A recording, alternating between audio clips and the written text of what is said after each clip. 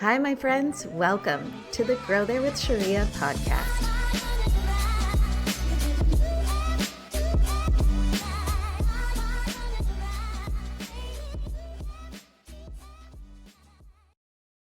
So, you may or may not know that Grow There with Sharia, the podcast, is named after my business, Grow There, the culture consulting firm. And what you definitely don't know is how I came up with that name. And today, as I was thinking about our guest that's coming on, I thought this story might be a great way to introduce them. So here's how Grow There got its name. In my early ish 30s, I was about to have a birthday, and my roommates said, "Hey, why don't we get tattoos for your birthday?" I'd never gotten a tattoo before. I never really saw that for me, but I don't know. I was feeling my early 30s. I just felt like I could do anything. I felt like I could break all my own rules. So I was like, "Yeah, let's do it." And we thought about what to get. I really didn't have anything that I'd always wanted or anything, but what kept coming to mind was a triangle. And no matter what I looked at, it's just like, I don't know, a triangle. And I kind of want it to be somewhere really visible, like not hidden, which I assumed that I would be a hide your tattoo kind of girl, but I apparently was not. So I looked up what, a triangle symbolizes, and there were some pretty good things. I wanted an equilateral triangle, and that can symbolize balance. And it can also, a triangle can symbolize the feminine and feminine energy. It also, a triangle like a delta can symbolize change. And I thought all of these words feel really aligned to who I am and I feel pretty good. So why not? Let's go for it. But I had this feeling that the tattoo would gain meaning over time. And I was I was prepared for that and looking for it, frankly, for the tattoo to gain meaning over time.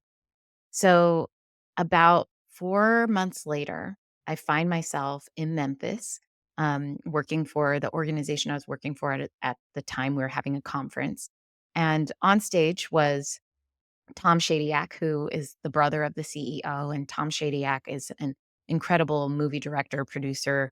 You've probably seen almost all of his movies from Ace Ventura, Pet Detective, Bruce Almighty, Patch Adams. I mean, he just did all these classics that I certainly used to love. And he is super charismatic and wise, and he gets up on stage and he has them bring out a marker board for him, a whiteboard. And in almost slow motion, he takes this marker and he draws one big triangle. And he looks out at the audience and he says, "Where are we?" And someone in the audience raises their hand and says, "We're in the Delta." And he says, "And what happens in the Delta?" And someone else shouts out, "The soil here is really nutrient rich." And he looks out at us just so serious. And he says, "Every single one of you are sitting in these seats because things grow here." And I looked down at this triangle on my arm and I thought to myself, one, I knew this was going to gain more meaning. Things grow here, on me, in me. Things grow. I am someone who is committed to growth and will always be. And it's an acknowledgement that I can grow through anything. And then the second thing I thought was, I think I might need to move to Memphis. And within the next year, I ended up moving to Memphis for a dream job working in innovation. And that role shifted the trajectory of my career and became one of the most life-changing experiences of all time. And so Grow There felt like a no-brainer when I was forming my company. And it felt like things grow here, and I wanna help people grow from here to there. I wanna help companies with incredible missions grow their cultures from here to there. And also kind of fun fact, if you put the 2 words together, it kinda says growth here. That's just a little extra. Anyways, when I thought about today's guest and introducing them, I thought they're such a perfect example of someone who embodies the things grow here mentality. And I cannot wait for you to meet them. Well, let me actually just go ahead and introduce you. Brit Barron is joining us today. And Brit is an incredible speaker. She's spoken all over the place, including a TEDx talk. She is just one of the most compelling, wise voices out there. She's a really accomplished author, and she has a new book that's coming out called Do You Still Talk to Grandma? And I cannot wait. I am certain it's going to be on the bestsellers list. I am certain that, so you can pre-order it now, by the way. I'm already plugging it. Um, and honestly, I cannot think of a more relevant conversation to be having right now. So I got to get out of the way so I can get Britt up and us talking. But without further ado, let's grow there with Britt Barron. Hello. I can't Hello. I can't believe we're doing this. It's so good to see your face. I know, this is fun. This is, like, This fun is, and, we're getting something done. yeah, it's amazing. It's kind of funny to me. I was thinking about it last night. I can't believe we went to college together so many years ago. And I couldn't remember really, obviously, your sister was one of my besties in college. And you just were like young beings who obviously I loved because you were just a sister. But it's so fun to see how life happens and you do cool shit. And then here you are on this podcast with me. I mean, it's one of the many perks of having a big sister. You Uh, just get to meet cool people built in, Listen, you know what I mean? I think I'm getting to meet cool people because your sister had a cool, and by the way, your sister is the best. She's Yeah. like, we used to always talk about starting a podcast. That's for another story. Wow, I'm really off the rails already on this one. Um, Thank you so much for being here. I'm really excited to talk about you and some of your story. And honestly, you have so much exciting stuff going on right now that I'm excited to just share this space with you today. So thanks for being here. Thanks for having Uh me. yeah. Okay. Well, you know the drill. Basically, the reason why we're here is there's really two reasons why I'm doing this podcast. One is that I'm just obsessed with growth and in a way that just makes me feel I hesitate to use that word obsessed, but it's just this deep desire I constantly have to be seeing how can I grow in all areas of my life. If I'm going to be here, what does growth into my Mm, favorite version of myself look like? Um and and I want to be able to look back one day and just say, wow, look at not all you did, but all the ways you grew. To me, that feels so powerful. And so talking to people about how they've grown feels like something that just lights me up. And the other piece of this, the second reason why I'm doing it is because I really believe that in my own life, I've seen some of the bigger areas of growth in my life happen to be where work and life intersected. And that can be because something happened in my personal life that really impacted my professional life, or vice versa. Or it can be that so many things were happening at the same time that you kind of go through a growth spurt because just everything's overlapping. So, you know that the question today is really, can you tell me a story? Can you tell me the whole story of a time in your life where something in your personal or professional life impacted your personal or professional life on the other side, and to tell me what happened and how you grew from it. So I'm going to just stop talking and maybe jump in with clarifying questions, but I'd love to hear that story. yes. No, please jump in at any time. Um, Please. I you know won't make what? you monologue forever. Yeah. I'm like, so 1986, um, what's so interesting, I'm gonna start my story, but, when you were saying that, I was like, for the past, I guess, probably 7 or 8 years, maybe longer, I have been doing my own thing. Mm. And a lot of that has been like as an author, as a speaker. And I'm like, oh, it's kind of wild that for the past like 7, 8 years, my personal life has been my professional life.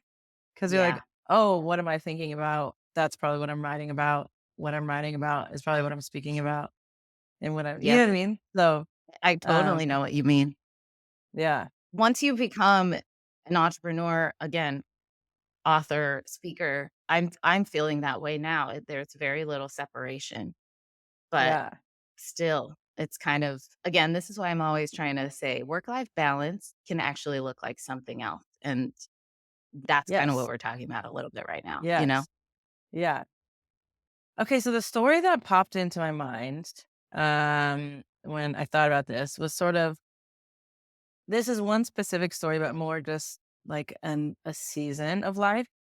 But I really thought about probably the biggest personal life shift I've experienced in my adulthood is coming out. Mm, And I was thinking about that because I say all the time, like coming out was like the best, like being queer is the best thing that ever happened to me. And mm. not only because now I have this beautiful life and this amazing wife and we, get just are She's happy. amazing. Oh, She's incredible. But I feel like being queer was like the first big moment for me that I realized that the rules weren't real, right? So it's like, mm, and I truly believe like I don't think I would be an entrepreneur if I hadn't come out. Right? Because it's like wow. coming out was the first domino of like, okay, here's a story you've been told your whole life about what relationship looks like, what sexuality looks like, what family looks like. And these are like hard, concrete rules. This is like an Yeah, absolute, you cannot, this is a barrier you cannot step out of, a box you cannot leave. And so I feel like my experience in stepping out of that and realizing, oh my gosh, all those things that people said were rules weren't wow. actually real. And so if those rules weren't real, then it's like, well, what other rules aren't real? And I feel like Mm, that's when I started to be like, well, what does a job look like?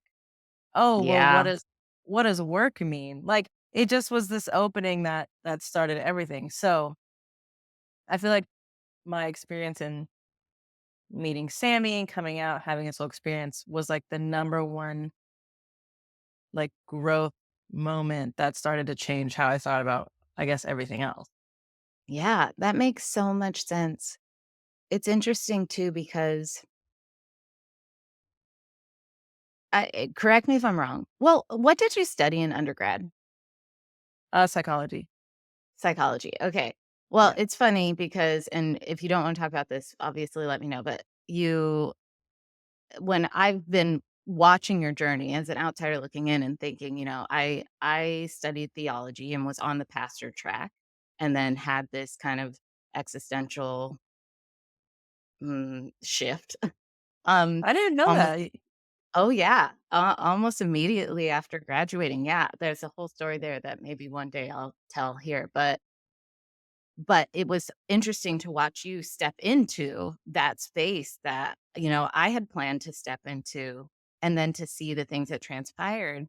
And it's interesting to me that I think even when, and correct me if I'm wrong, because I was, again, just listening to how you showed up even before you were out, you were still pressing the boundaries of what made people feel comfortable just by being who you were. But there was more. And Yeah. when you came out, to your point, what you're saying now, it's like there were already breadcrumbs of the disruption that was coming, that was going to, like, just be a catalyst of change for you and set you free in ways that you didn't know you could be set free. But, I think it's really amazing how it was kind of always in you. Obviously, being queer, it thought it's been in you, but it was in you in ways that maybe you wouldn't have thought of. I even think about that in some ways as a, former religious, for me, former, religious theology student, blah, blah, blah. that, like, there were things about my thinking, the things about the Yeah. way that the world that were already different, and there were these breadcrumbs, you know? So, anyways, isn't it amazing how the disruption, the thing that happens that's, like, the most massive disruption, if you would have told us, 10 years before it happened that that was gonna be the thing, there's no way you would've been like, "Absolutely not, I'm good." Like, yeah, so Yeah. I'd be like, no. No, thank right? you. Yeah. But then to see how it set you free has been just such a beautiful thing, and I'm so curious to know more about what you're saying, like how it has set you free, what it has taught you about who you are now, but who you were all along. Yeah. No, I love that. There's this saying. So, yes. So I was a pastor in my early 20s. Um Mid 20s, I guess. I don't know. All the 20s all feel so young and like Yeah. early life. Um and what's so interesting to me is that one time I heard someone say every preacher only has one sermon, and it's Mm, the thing that they preach their whole life. And I think if you look at sort of my entire experience of being a speaker or pastor or creating content or all these like random jobs I have or an author, I think I am always saying the same thing. And the core of I think everything I've ever said is like a both and, right? And I think mm, that has just been something I've always experienced. And what's so interesting, okay, you took me on a little bit of a tangent, but I feel like I have permission. Um, yeah.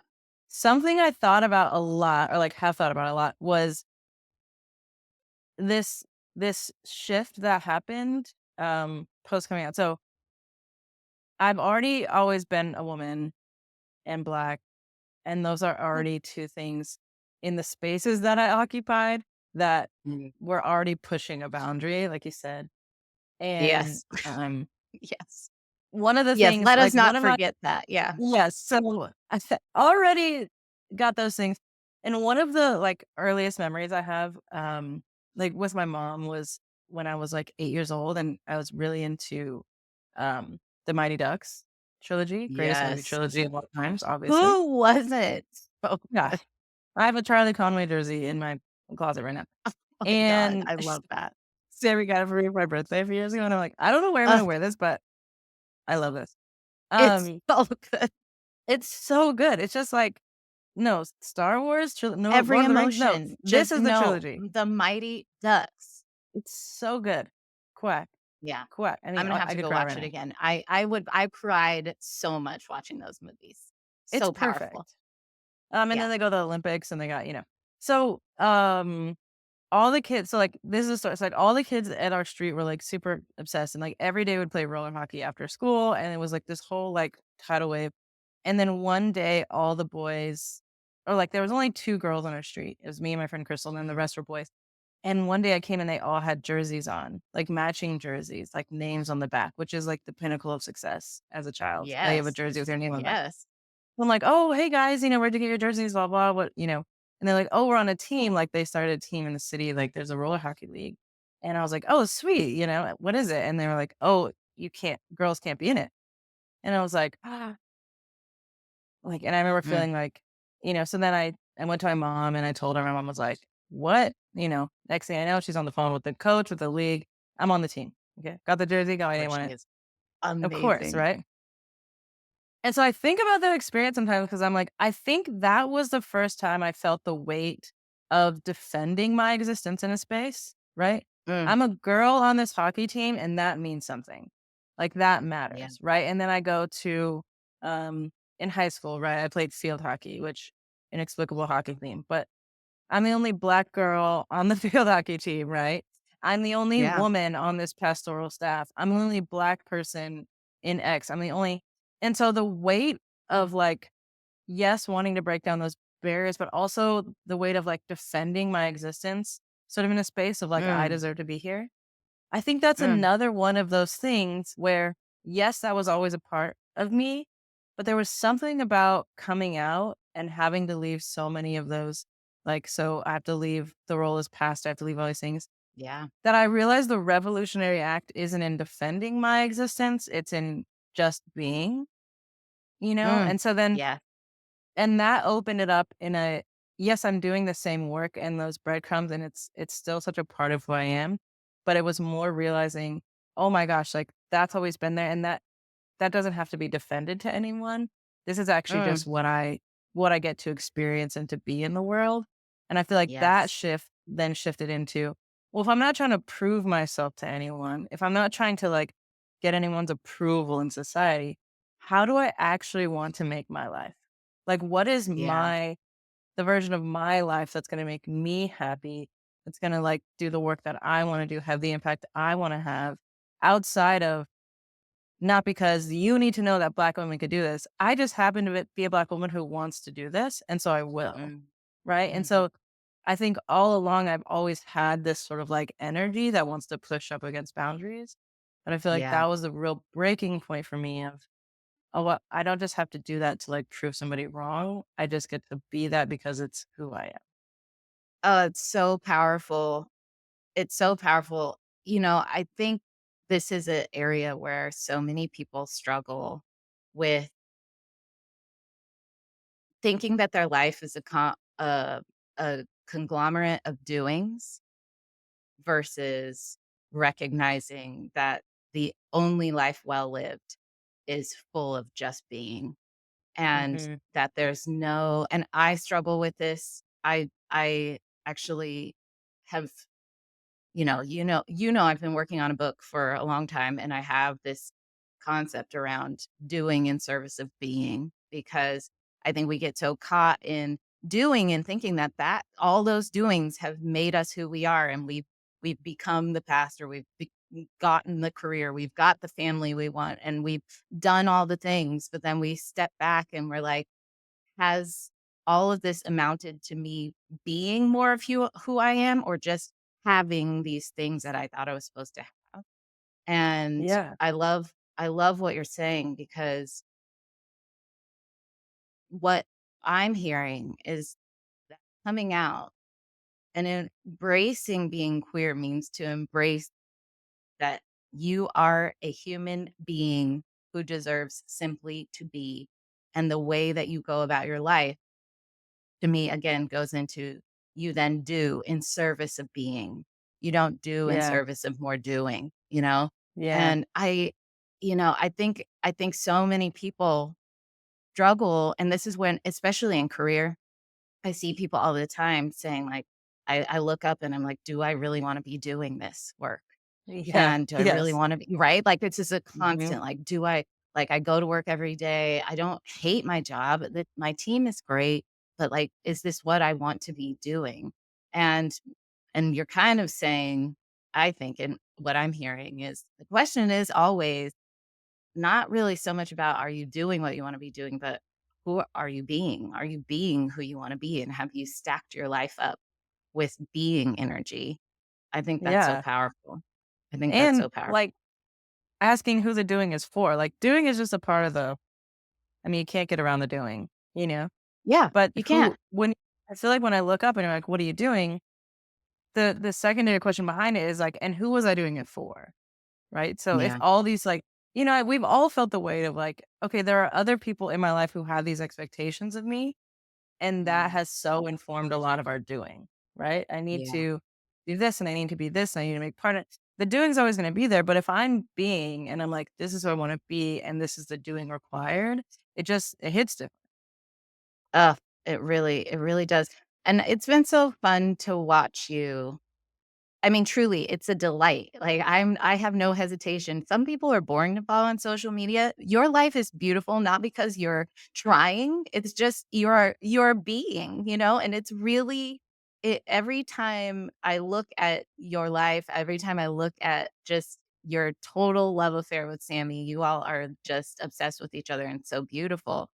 It's like you can sense that your self-actualization process has so much creative energy, so much fun creative energy, but also you're out there doing what you care about. And but it's I love you. It's just there are so many people out there influencing, and trying to show all the things that they're doing to and listen, no hate, like, I don't what I mean is for you, since I have the privilege of knowing you, there's so much authenticity to the way that you show up, and I think what's been beautiful to see is how your message has started to pivot and shift, and grow and evolve. And I'm so excited.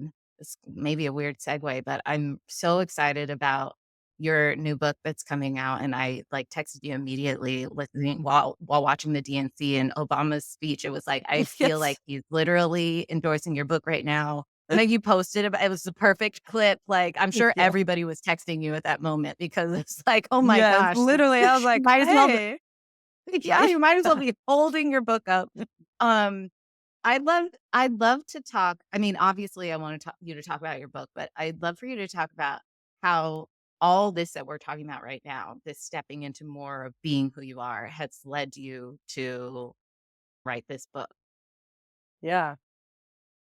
One of the things that I think happens when you can enter a space of confidence of just being and being who you are, is that you are able to acknowledge all of the nuance that exists in your experience. I think Yeah. sometimes when we are on a journey to try to like fit expectations, to fit into a mold, um, on a path of success someone else laid out, or hear the do's and don'ts, rights and wrong, we can convince ourselves sort of that we have like fallen in line, that we have always been on the right side of blank, or we have done the right things, or we have, there can be a false sense of self a little bit. And I think when you Mm. just exist confidently in who you are, you're able to hold the nuance of one, I didn't always know all the things I know now. Um, Yeah. and I can look back in people who sit in churches that I used to preach in and lead, and I can be like, those people are silly and they're, you know, antiquated and they're all these things. But I'm like, but they're also me 15 years ago. Mm. And um Yeah. I can hold all of the experience. I remember like of who I used to be, of who I am, of who I'm becoming, and there's a confidence in that that is a lot less threatened. Uh, Mm. this is random, but it makes sense. The number one question I got asked after I came out is like, "Well, what about your faith? What about your? Do you still believe in this? Mm. What like?" And I was like, "Oh my gosh!" The number one thing I could say about my faith, from like being a full time pastor in a church to just being like a queer person out here, is um is it I still have it and it's Mm. mine, and it is way less fragile, because Mm. being in the church would make it seem like, hey, don't look behind this curtain or under this rock, or because it's going to prove that God isn't real. But I'm like, if you get rid of all that and you say this is just mine because I know it, and that's Mm. actually not up for debate, um then it's not, I'm not pressed, right? And so I think in looking at the conversation and the dialogue happening, societally, politically, on social media, I just feel like it's a lot of people still trying to defend their existence in a space. And Mm. that need for defense and cause is like causing so much conflict, so many gaps, because we feel like, okay, well, if we disagree, and I in your if you can be right and me not be wrong, that's like threatening to the thing that I've hitched my wagon to, whatever it is, a religion, an Yeah. ideology, a political party, a group online, whatever it is. And so I think so much of me, I set out to write this book and have this conversation because I do want there to be more, right? Yeah. I want there to be a better way to say, oh, what if it all felt less fragile? Like, what if you got Mm. to hold and experience that nuance and confidence for yourself? Because if you can do that for yourself, then you could do that for the next person around you. And not to say that, Yeah. there are things we believe in and things we need to fight for and systems we need to fight against. I think that work is always there. I just think our approach to the work changes when we are able Yeah. to be like, those are people, they have nuance. I think Mhm. even in our storytelling, like, if you've ever watched a show like Dexter or something, and you're like, why am I why am I rooting for a serial killer? Like, there are so many ways in which if we can allow sort of someone else, and we can allow ourselves to understand in the same way we've been the main character, they are, and that holds so much like nuance and complexity. So that's why I wanted to tackle this conversation. Yeah. Well, listen, I think it's so again, I think it's brilliant. I think it's beautiful because it's coming from this place of, to your point, when you have liberated yourself, it doesn't how do I say this? When I think about the big existential shift that happened for me that made me take a different life path, I always think my worldview expanded. It didn't shrink. It Yeah. it you know, and a lot of times, especially, maybe studying theology, you might think that everything kind of gets shrink wrapped to an ideal and that's it. But for me, it was the opposite. And that's what I'm hearing from you. It's like when you embrace who you are and you start being who you are, it makes so much room, to your point, to use your word, for nuance. It makes so much room for grace for others. It makes so much room. And in fact, you have to have that grace for others because you have to continually have that grace for yourself, for the different versions of yourself that existed. And that's love. That's self-love. Who I am today, it's that quote from the philosopher, I'm going to mess it up, where he talks about you can't step into the same river twice. Like you're constantly changing. If I expect you to be who you are today for the rest of your life, shame on me, right? This is Uh-huh. all what growth is about. This is why I'm doing this podcast because we're constantly evolving. And what's the point in evolving if we're just going to evolve ourselves, but make everyone else fit into some box that we've decided they belong in? Yes.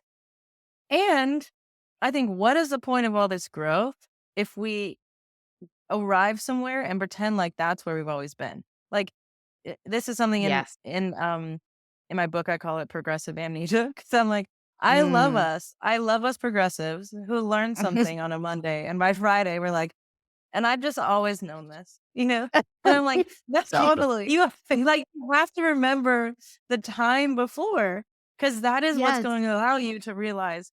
Um, and this is what Oh, so Barack good. Obama was saying at the DNC. Like we have parents and grandparents. Like the world is moving and changing quickly. And Mm. some people do need a little encouragement and some time. Like when I think Yeah. about I every single day for years thought about the fact that I was queer before I told Mm. anyone.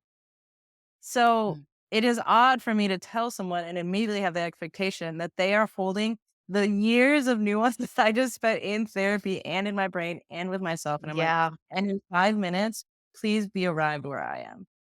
Knowing that we all Yeah. have the same beliefs, we grew up in the same kind of. So I'm like, it's so important to be like, I remember a time before now. Mm. I remember when I used to laugh at jokes like this. I remember when I used to believe this thing. I remember when I did X. I remember when I was blah, blah, blah. Again, it doesn't, I feel like sometimes acknowledging that we feel like we're like giving it an excuse or making it right. It's just creating empathy. And we're going to need Yeah. so much of that if we're going to move forward with more people. Like, I believe come November, we're going to have a new president and Mhm. it's going to be Kamala Harris. It's gonna be me. Mm. And late November, we're still going to have millions of people in our country who Mm. didn't vote for her. Yeah. And so Yeah. there's one option where we could say, okay, well, I'm just moving around and we're just moving forward with just us. In which case, we're going to have another problem very soon, probably a bigger problem. So, Absolutely. Yep. what is the world we're creating where we get to allow something? And I know the it's not fair, but it's true that you are probably going to have to be the bigger person. Like, Yeah. if you are the one who has experienced liberation, then you are the only one who can offer it. And so, Mm. are we offering it? Brit, that's so good. I That's know. Wait, now so I'm getting good. preachy. You are, but it's so good. This is why. This is why. This is why. Yes. I blacked No, out. that it's so good. No, that is so good. And I just think it's so funny because the more and more we go down the path and we think about how things will transpire, the way it shows up in our everyday life is in our relationships, which is why I love that you called book. I haven't said it yet. Do you still Oh, talk to yeah. grandma? Right. Because Mhm. it is, it is, it's so potent. Just that one question to really check yourself before you wreck yourself when it comes to the fact that the way we navigate this world is through the relationships that we cultivate and whether or not we are having loving, caring, compassionate relationships with one another. And again, I can't emphasize enough that is a direct reflection of the relationship that we have with ourselves. And that is really where I think people go wrong is it, so much of the, you know, disdain that you project on others is Yes. internalized disdain that you have not dealt with in yourself. That is some major shadow work that has to be done. And so, and that's what makes all of this, again, so beautiful fluent in, to become fluent in nuance, right? Mhm. It doesn't exactly make sense, right? But to become fluent in nuance, but to your point, still be able to make the calls for when you want to, stand up for something, fight for something that feels right to you, but to still be able to do that with grace and love is what we're all here to learn to do. I truly believe that. So I think your book is coming at such an important time. Like it couldn't be. When is it released? October? October 1st. Yeah, it's like get the book, read it immediately. Got a month to get it into your brain. Yes. Know what I mean? Um, Yeah, we've got some time before and then give it another read before Thanksgiving with your family. that's right. That's This right. That's right. Before Thanksgiving. I couldn't agree more. Um, I feel like this has been just such a good conversation. I feel like I could talk to you forever. I'm trying to think if I have any like final big questions before we go into the rapid fire questions, but or if there's anything else you're desperate to share. No. No, your hair is amazing. I'm it's inspiring me to grow my hair out. I'm on a journey, so Are I'm you on really a journey? I say that though Wow. every few months I and then feel like you and said then I that buzz maybe the it. last time I saw you. Yeah, no. I've been saying it for like 2 years. So Well, my that's hair those is are my really final dirty right months. now, so thank you for that. Okay. Let me ask you one more question before we go on. If there was one area where you would say or how would you articulate this if you were to be able to propagate one growth factor in others' lives, what would it be? Yeah. Immediately, I think if if we all trusted ourselves more, I think fundamentally we'd be better leaders. The world would be a better place. There'd be more creativity, more innovation, and more self love. I think Yeah. it's other voices that usually throw us off track, but in the depths of our heart, I do believe that we know, and if we can trust those voices more, I think we'll be in a really good spot. Oh, you're so good. You're so good. That's really, really good. I'm like I'm like sweating because I like feel like I want to get up and do like a church shuffle, like This is um the most confidence I've ever received from well doing a good. podcast. I'm That's like, what I'm here wow. for. That's what I'm here for. That is what I'm here for. Okay. So some rapid fire questions for you. Are you ready? Okay. Okay. Fill in the blank. Growth is Essential. what was the very first thing that you realized you were good at? I'm talking childhood. Very first thing you realized you were good at. That's a great question. I wanted my initial response is making people laugh. That's perfect. What was your first job? Oh, Krispy Kreme donut? So good. You know, my Yeah, with mom the is jacket? oh, that's so good. My mom is 67.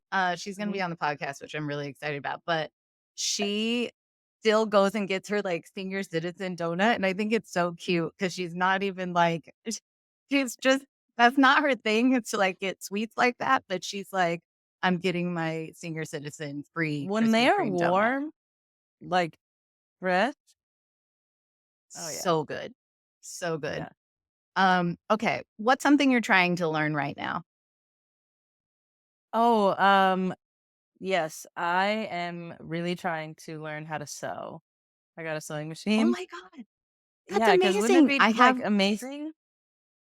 yeah, Like, tailor your own clothes? yes. Okay, I have someone who is incredible who's been teaching sewing classes. I have to introduce you to her. She's the best and you would love Yes, her. Yeah, I please. have to introduce Yes. you. I love that. What is something you're trying to unlearn? Oh, Sharia. Um, it's I am trying to I okay, I think and this will be my unlearning, I think forever. I am Mm, trying to disconnect the reality that if something feels hard, then maybe it's not right. oh, I that's know. good. That's really good. Ugh, lame. Lame, so lame, So so lame. lame. Yeah. Because I get so many things right now that feel hard that I put to the side. Yeah, because 'cause I'm Yeah. like, "Must that be for me?" Honestly, that's really good. Tell me a book or a movie that changed your life. Ah. Oh my goodness. Um, honestly, I'm gonna go, Autobiography of Malcolm X. I read it when I was Ugh, 16, and I think yeah, revisit it often. yeah, so good, so good. Yeah. When growth feels good, how do you celebrate? Oh, I don't know. That's a great question. Like a fun I don't know. I don't Yeah, know that like when you I like accomplished something and it felt good, mhm. how do you celebrate? Hmm, a nice little cocktail with my wife. That sounds great. I Yeah, believe great. that. Yeah. I think that's when growth feels hard, how do you take care of yourself? Oh, I am I'm a chatty person. I'm like a yapper, but I'm not very good at, like, reaching out in those moments. Mm, So, I am trying to get better at talking, like, sharing with my wife or my friends, like, "Hey, like, I'm feeling a little like my back's against the wall, and I'm not gonna do it," and that is wildly helpful, and I'm sure many people know that, but I still feel like I'm, like, getting better at that. yeah, I understand that. I do. I relate to that as well. Last question. When you grow all the way up and you leave this life, what will you congratulate yourself for? Oh my gosh, I have a tattoo on my arm. It's, like, facing me that says, "Stay awake," and I feel like my biggest fear, which the inverse of that would be my biggest accomplishment, I I don't wanna wake up and be like, "Oh my gosh, where did that 10 years go?" Or, "Whoa, Mm, what just happened?" Or, "I've been on autopilot." And so I feel like when I grow all the way up, I will congratulate myself that I was, like, present in as many moments as possible. oh, Brit, you're so good. You're so wise. I'm so grateful that you're in my life, and I'm here to gas you up all day, every day. Thank you for spending this time to talk to me, and I'm really excited for people to hear your voice in the world more and more. Thanks for having me. Oh my God, anytime. All right, well, see you later, guys.